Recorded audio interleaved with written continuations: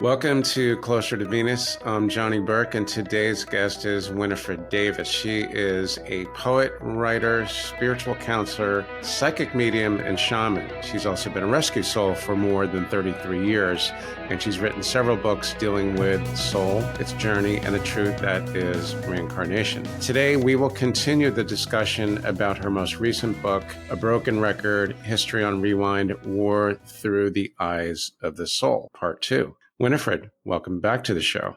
Oh, thank you for having me again, John. How are you today? Very good for a Sunday, thanks. The last time in part 1 of War Through the Eyes of the Soul, we spoke about how do we end the cycle of war and will wars ever end? So I think it's a good idea to discuss war from your personal experience in your past lives. Okay. The first war I can remember going back occurred in Atlantis. And at that time, my husband and I we were exiled. Okay, we were rulers in Atlantis, and greed, corruption, and what have you. We were betrayed actually by the high priest who had, when my husband was younger, he was in charge of his education. He married me, and then he took me as his partner in ruling our kingdom. And that kingdom stretched from northern Italy to the south of France and other places around the Atlantic Ocean. And then the priest was not pleased, so he conspired with people from other kingdoms and overthrew us. I was exiled to the east, to what we now know as Crete. And my husband was exiled to the west, to what we now know as Morocco. I was exiled with the youngest of the two children, two boys, and he was exiled with the eldest one. There, I lived for another 30 years or so. He lived for another 40 years or so. The kids were separated, and it was very difficult. We used to communicate partly by telepathy. Telepathy, right? Yes. Okay. By the way, what were your names back then? It was Mumar and Risi. And you were Risi. I was Risi. Okay. So now we come to the second lifetime that I can remember in war took place I was the entity, William Elphinstone in Scotland. Now, William Elphinstone was not motherless, but he didn't know who his mother was. His father was a statesman. And I should say my father gave me to nuns to raise. I grew up, I became a statesman, a lawyer. I was a bishop of Aberdeen in Scotland. I was also a peace negotiator. I negotiated the peace treaty between Scotland and the Netherlands in 1513, I believe it is. I advised, at the time it was King James the Fourth of Scotland, not to go to war with England. And that was the Battle of Flodden. He didn't listen. He lost his life. And as a matter of fact, most of the nobility of Scotland was destroyed. What did that mean? A lot of children were left fatherless. Now, if you were a noble and if you lost your father as a child, you were given to another nobleman who would educate you in the ways that boys should have been educated. Well, there was no one to give the children to because most of the nobility was decimated with that war. Now, I died about a year later, and mostly because of a broken heart, because I did not like war, and I did advise King James IV not to go to war. I was Catholic then. I also founded the University of Aberdeen, brought printing into Scotland along with someone else, and started writing about the history of Scotland and also some biographies on notable figures in Scotland. I died in 1514. About 50 years later, a little bit more, maybe 53 or so, I was born a Protestant and female, this time in England. At 5 years old, I was in France with my parents, and the Bartholomew Day massacre occurred. Now, that massacre was a plan hatched by the king's mother, Catherine de' Medici. She was Catholic. During that massacre, between 3,000 and as high as 30,000 Huguenots and other Protestants were murdered. A lot of the murdered people were thrown into La Rivière Seine. And as a little 5-year-old, I could remember when I, go back, just cowering in fear because people were knocking on our doors to come in, and we did manage to get people in. And then each time you'd hear a knock, here I was thinking, here are these bad people. When are they going to come in maybe and kill us? After it settled down with my mom, who was pregnant at the time, we left France. Of course, you had to hide, and went back to England and awaited the return of my father. Now I got married at 16 to a soldier. He was not just a soldier, but I leave it there. He was a soldier, and this was in the Netherlands. He didn't wear his leg protector, his leg armor, and he was wounded in the leg. He died. A couple weeks later, I nursed him, sat with him all that time. The doctor should have amputated his leg. They did not. And so gangrene set in, and that was it. The second husband, he loved war. Why did he love war? Well, part of it was when you go to war, and this was during the time, with the Protestant versus the Catholics and Spain, and this is during the time of Francis Drake and the Spanish Armada and the discoveries of new lands, and you gained your riches by raiding Spanish ships and what have you. And the second husband, he loved that. So he loved going to war. He wanted to be a hero, and he was a good soldier, but an awful commander. And he died and left me with 3 kids. Mm-hmm. The first husband, when he died, he left me with 1 child, and I was pregnant at the time, but obviously he passed away, and, the stress, I miscarried.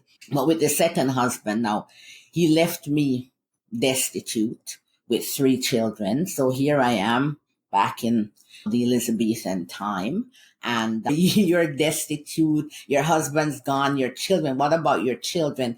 And I won't get into that. That's a story for another book that's gonna come up with that particular lifetime. A couple years later, after his death, I married a 3rd time. This man was also a soldier, but he was an Irish man. He did not like war. He fought on the side of the English, didn't like some of what they did. And we had a good marriage. We had 2 children after, and he helped to look after the other children that the second husband left. The first husband's child, she had grown to the age where she got married. So here I was, a widow. I was a Protestant then. And then at the end, I converted to Catholic. So what you have here now is an example of when I speak about historical prejudices and grudges and victimhood, where you see it makes no sense. Now, I was born a Protestant in a consequent lifetime. Well, how do I explain that? Am I going to be fighting against Protestants, or am I going to be fighting against Catholics? Here I am. The masks, those masks, male Catholic, born in the next lifetime, female Protestant. So the masks make no sense. And when we say we're fighting historical grudges and victimhood and prejudices, it makes no sense either, because basically war has no descendant. Doesn't, and we talked about that. Yes, we did. In the first installment. Before 1943, when I died as a 17-year-old in World War II, I was John Adams. And so there was the War of Revolution. I was not involved directly in it because I was too old to be in the trenches, if you want to put it that way. However, it was a necessary war to free the soon-to-be republic from tyranny. But then, consequently, when I became president, I did not agree to go to war on the side of France or to enter into that war because I preferred peace. Peace was first and foremost, even though France was very helpful to America during its fight against the British for its independence. So I've had a lot of experience with war. What does it mean to be a child in conflict? What does it mean to have children who become fatherless? What does it mean to witness things in war and the suffering, especially of children? And then it makes no sense that we're fighting over religion and whatever else, because they're just masks. So for me, that's my obsession with war, and especially the effects that war has on children. It doesn't seem like we as a civilization have learned our lessons about war. One of the first things I wanted to ask is going all the way back to Atlantis, because I've always been curious about this. Do you remember what type of weapons that were used to wage the war between different factions or whoever was actually involved in the battle? What I remember, or in going back, what I saw were explosions, which would have been akin to what you might imagine a nuclear explosion. And then, of course, there were bombs.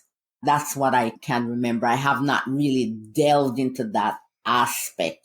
I suppose I will in the future into, like the weaponry and what have you. But there were bombs, because what I saw, and the colors of those explosions. Atlantis has a special place in our discussions, and it's going to be a marker for different discussions. I was always fascinated about that because the nuclear aspect and the technology aspect of that civilization comes up a lot.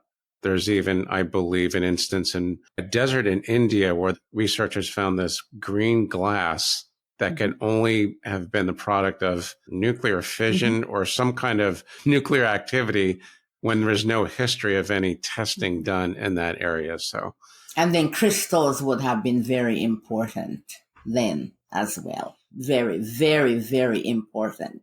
Yes. The lasers apparently were made with crystals. Yes. That's probably a discussion for another day, but I've always been curious. Yes. So you've had a lot of experience in war, and it just seems to be repeating itself over and over again. No lessons seem to be learned. What are the things that you find that all of these incidents have in common? In terms of war, I believe, and as given by my guides, war, and as Casey and others have said, it's just always that basic struggle between the affinity, the material, and those of the spirit. And what we have is basically a cravenness for power, and what I referred to in part one, the Lucifer syndrome. That's all it's all about, no matter what mask we use, whether it be religion, political persuasion, language. It is always the cravenness for power. And so when will war end? War will end when each one of us eventually restore our soul, so that we will recognize and know we are spiritual beings experiencing human life. We are here to expiate, advance, and restore our soul so we can go back on the original journey, whatever that was, and that's for another discussion. Then that's when war will end. When each entity, each soul has restored that soul. That's when war will end. So we'll always have wars, but can we mitigate them or reduce them? Yes, we can reduce the number of wars. It will never end, as I said, until such time when we learn to forgive, when we learn to forgive self and others unconditionally, that is, and when we also learn to love self and others, and remember, doing unto others as we would have others do unto us. Love. I am my brother's keeper. As long as we remember that, we can help to reduce the numbers of war. Because if you think about it, when you have souls from the lower rung of the ladder of soul evolution who have tried to cheat karma, as we discussed before, and so they see a chance for them to come back and insert themselves into our historical grudges, prejudices, victimhood, and suffering. They insert themselves in those battles. If we learn to forgive, then they would have no space, no room to come back and blame their avenging. It's in the memory of what your ancestors did to my ancestors. Because when you look at each conflict, you will see, for example, perpetrators becoming victims or people who have no skin in the game. Like, for example, you will have perhaps people who are Jews now, who were Nazis in a past life. Or you can have Palestinians who were actually Jews or Nazis. So you have those. And when you consider that, well, then where is your skin in that game? You have no skin in that game. You have no skin. So war has no descendant. Question about the souls on the lower rung. You make it sound as if they're in the spiritual realm waiting for an event to insert themselves into. So Yes. They bring their grudges and their prejudices with them, and they just wait to come back. Is that true? Yes, they don't even bring their grudges with them. They're just craven for power. And usually they tend to come back when a society advances technologically and is comfortable. They tend to come back to avail themselves of the material comfort. They are the ones who believe that they can cheat karma. So they never reincarnate in their proper soul cycles. So they wait and they wait. So they have not had the chance and the experience to expiate their spiritual mistakes. And if we want to say settle certain karmic debts so that they can learn enough, eventually they will, but it will take maybe eons. But then in the spiritual world, time is It's not an element. Not an element, yeah.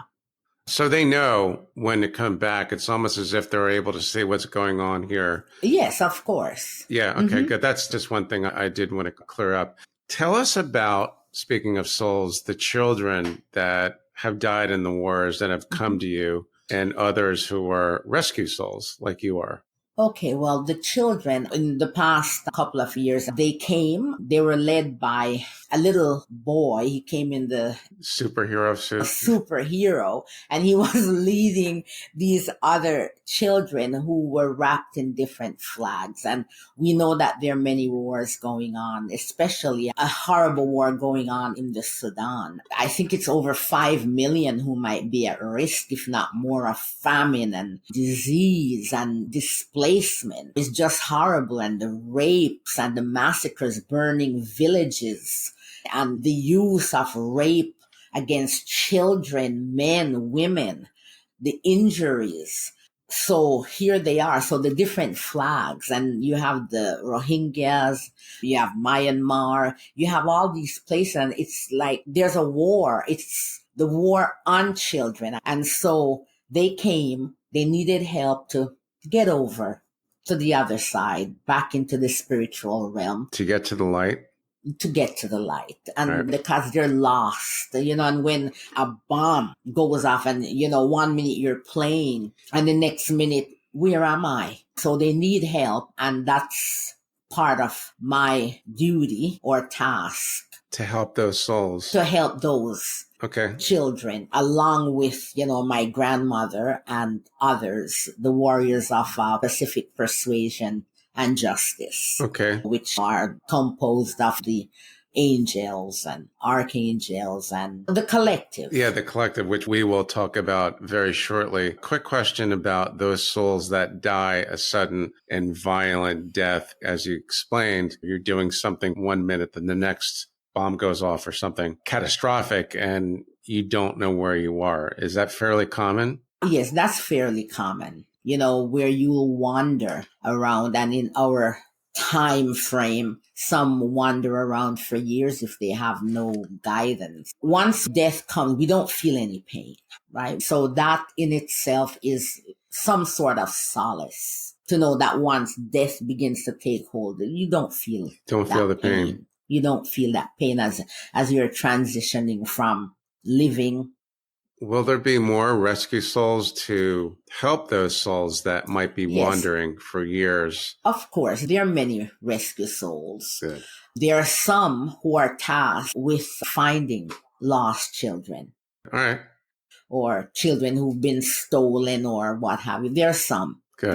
During wars and what have you, yes. All right. I like that, the rescue souls. Very cool. Mm-hmm. Hopefully sometime in our civilization, there'll be one ads for people that want to train to be rescue souls, or maybe they do that in the spiritual realm. You also mentioned the messages from the Warriors of Justice and the Pacific Persuasion. Yes. Okay. Tell us about that. I don't think I can say it as beautifully as they say it. So if you don't mind, I'll just read it quickly. Okay, good. Sure. Do you mind? No, go for it. Okay. Their message is that we know our Creator is not a vengeful being, but a loving one. That we know we can never fight on behalf of our Creator, for our Creator is omnipotent. That we know it is the arrogance of fallen angels that we are to believe we can fight for our Creator. That we know we were created equal as spirits with free will and a conscience to guide. That we know each of us is responsible for our own actions and the well-being of our soul, and that we cannot pass the buck. That we know that all of us in this earthly plane are fallen angels and that none is without blemish. That we know we are spiritual beings experiencing human life. That we know karma, the law of cause and effect, resulted from our spiritual mistakes when we strayed from our path, causing imbalance in our soul. That we know we are here in this earthly plane to expiate, advance, and restore our soul. That we know our Creator, our Father, has given us the vehicle that is reincarnation to restore our soul. That we know that we live many lives at different times in this earthly plane. That we know that death facilitates the truth that is reincarnation. That we know each of us, excluding none, shall succeed in restoring our soul. That we know humility, redemptive guilt, unconditional forgiveness, and love of self and our brothers will shorten the arduous and circuitous journey back to our destiny. May we never try to flee our conscience, so that we will always do correct actions. May we learn to walk a mile in our brother's shoes, so that we can see the humanity in each other.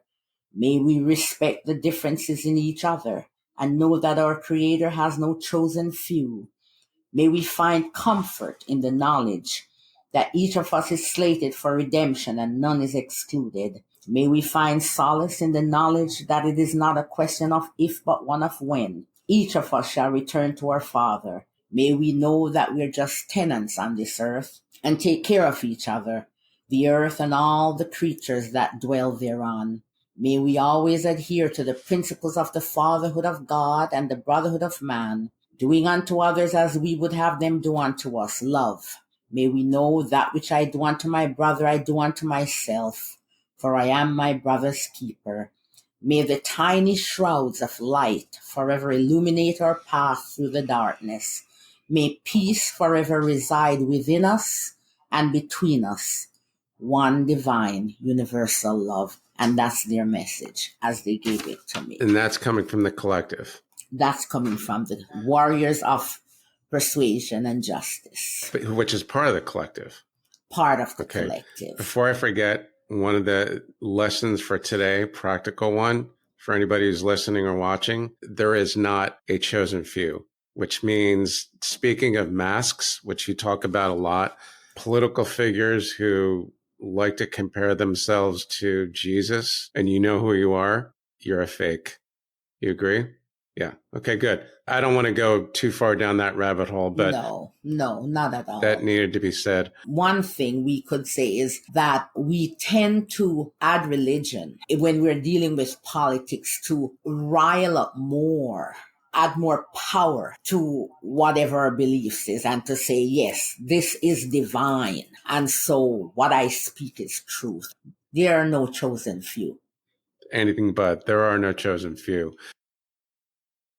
Another thing which this brings up, where we are today in 2024, you talk about how the world is going through a once in millennia transition. What exactly is that, and what do we need to know? Okay, once in a millennia, and of course that's the Latin plural for millennium, which is 1,000 years. So once in many thousands of years, the world goes through cycles. And so we're at the end. How long one cycle lasts, I can't say using our time frame. I've heard it was 12,000 years. This is in the episode right before you.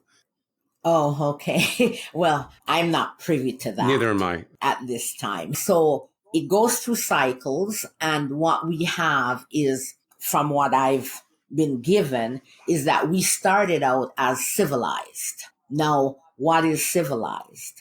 Civilized has nothing to do with technological advancement, because you could be technologically advanced, as so many countries are now, but you have no civilization. It's like greatness without civilization. There's no humanity. Civilization is how we treat each other, our humanity to each other, how we treat the people who are less fortunate in our society. That involves civilization. So once in a millennia means we started out as civilized and we devolve into uncivilized. And if we check, and if we are to believe our advent on earth, we came here as spiritual beings, in full cognizance of who we are, with the ability to be above the forces that we have on earth. You have things like telepathy and what have you. And then once we got involved in the processes on earth, some of us became trapped. Then we became prisoners of our senses, the prisoners of sense, of sight, of hearing, of taste, of smell, of feeling. There you devolve. So that's what's happening. So you go from civilized and we devolve. Then now we have entered a period of transition where we are now going back to being civilized, meaning that we will know, more of us will know who we are, spiritual beings on earth experiencing human life. More of us will have more love and forgiveness in our hearts. We will follow, listen to our consciences more. We will be able to do things that spiritually, when we first came on earth, we were able to do. Telepathy, for example, more conscious of the spiritual realm and understanding it. Mm-hmm. So that's where we're entering now. So what we have going on now is this massive fighting. Like it just seems as if you're pulled like the forces of darkness and light. And at the moment, it seems as if the forces of darkness is winning. So it's just like going back to Atlantis when they just sort of went downhill. And that's where most of us incurred much of our karmic death. Really? Yes. And you mentioned this before, how the struggles of Atlantis are actually playing out on a large scale now. And you also mentioned something about telepathy, which apparently, and I've heard this many, many times, people that have past life memories like you do of the ancient civilizations like Atlantis and Lemuria, things like psychic ability, telepathy were normal. Everybody can do it. And what you're saying now is that we're moving back into a time when we'll eventually be able to do that, among other things. Yes. That's exactly what's going on now. Okay. And something of solace, the darkness will eventually recede and the light will come back. Bring on the light. As I say, it's like having a sore or a wound, and it will scab over, but then it needs cleaning out. Yeah. And so you have to debride it. And so once you debride it, then it will begin to heal properly. So that's basically what's going on now. So it just seems like, oh my God, how do we get out of all this muck in the world? And it's like we're left in this ship. There's no one to guide or captain this ship, and no shepherd to guide the flock of sheep. And we see those pretenders and these latest wars is sort of like the dividing line. It's like they came to expose the pretenders to what I call the throne of virtue. Pretenders. Yeah, there you go. Yes, pretenders and people that we see like they were champions of human rights, like most of our leaders in the West, champions of human rights, and they are on the moral high ground, or so they believe. But it was all selective, as we see with the war in the Middle East. It was all selective. Some of us knew that, but there are many, and especially young people now who are the future. They are the light, most of them, and they're seeing this and it's like they're lost. So it's like there's no one to stand up for justice, true justice. So it's sort of like let the wheat and the tares grow until the time of harvest. And this is the harvest. And, the smoke's blown away from the mirror. And so some of those children, it's very difficult to say, but it is what it is.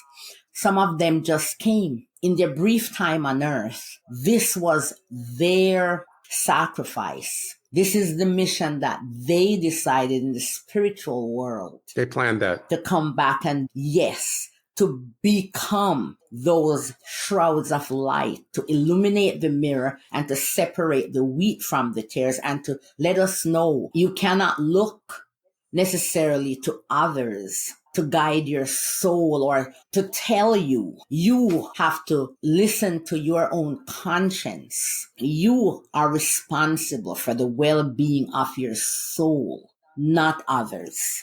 This reminds me of something else. You believe when Tolkien, when he described an army of the dead that helped in the Great War of Middle Earth, your position is he wasn't writing fiction. Can you explain that for us? No, maybe he might have thought he was writing fiction and maybe not. Yes, it does happen. And I'm going to just cite an example. If it is indeed true, and that is the example of the Abyssinian army in the 6th century that went into Mecca, and they were, repulsed by birds. I do believe they say birds who were throwing stones from the sky on them. So if it is to be believed, and I have to query further. But in general, when you see like the David and Goliath, if we use that story, when you see where the underdog just overcomes, the super dog, instances like those, and it's very difficult to explain. That is when, that the spiritual realm, when they intercede and they put a stop to it. So you've actually experienced that in some of your past lives where you've seen instances. Yes. And even on a smaller scale, this I know from my work as a shaman, when you will have egregious actions, like someone who is very mean, nasty, unfair, causing suffering, sometimes spirits, they intercede and they will indeed remove without prompting that individual who is causing needless grief and suffering to one who is undeserved. Which means they might cause someone to be killed? No, they'll just, it's time to say goodbye to the world, so to speak. Well, that's death, isn't it? It could be death, could be sickness, or what have you. And these things do happen without prompting. So you can grieve those who have passed on, and that's the only way to get some sort of justice there. That's sort of like a defensive type of war, right? Most souls, you believe the time of our death is preordained. Yes. For some people, there's one point, and in some, there are several. How did you discover that? My work as a shaman and clarity from the soul and the messages that I'm given by the keepers of the secret and the rest of the collective. That's how I discovered that. For most people, when you die, that's preordained. For some people, it is not. Death is determined normally. The length of our lives, so to speak, is determined by our karmic journey. or the karmic journeys that we have decided in a given lifetime to undertake. And so once we finished that or those karmic journeys, then we expire. Sometimes the decisions that we make will determine whether we depart sooner or later. For example, you might have someone living, let's say, in a poor neighborhood. You can go the life of crime or the opposite. If you choose the life of crime, the chances are you're going to have an early death. Whereas if you don't, you might have a longer life. So there you have a decision, okay, as to whether you're going to depart early or later. Some people have, like, for example, 4 different departure dates, but there is a final one because, number one, the body cannot live forever, right? Then you have, for example, babies sometimes die early or stillbirth. Maybe the body that we get to inhabit was imperfect, and so it could not sustain itself. And so that's it. But there is a final departure date. Even if you have different gates of departure, there is a final one, absolute final one. And mostly the body will not live forever. Right. But we wind up coming back again and again. Yes, it sounds like what you just described is almost like a spiritual airport terminal. Yes. I couldn't possibly add anything to that, so I think we will conclude the discussion today. Winifred, thanks again for coming back. Great information. In the meantime, can you remind us how our listeners can find you online? Okay, my website is simainc.com. Okay, I'll put the link in the notes and the transcript as well. You've been listening to Closer to Venus. I'm Johnny Burke. If you enjoyed today's episode, please consider subscribing. You can find more info on closertovenus.com. Thanks again for tuning in, and we'll see you next time.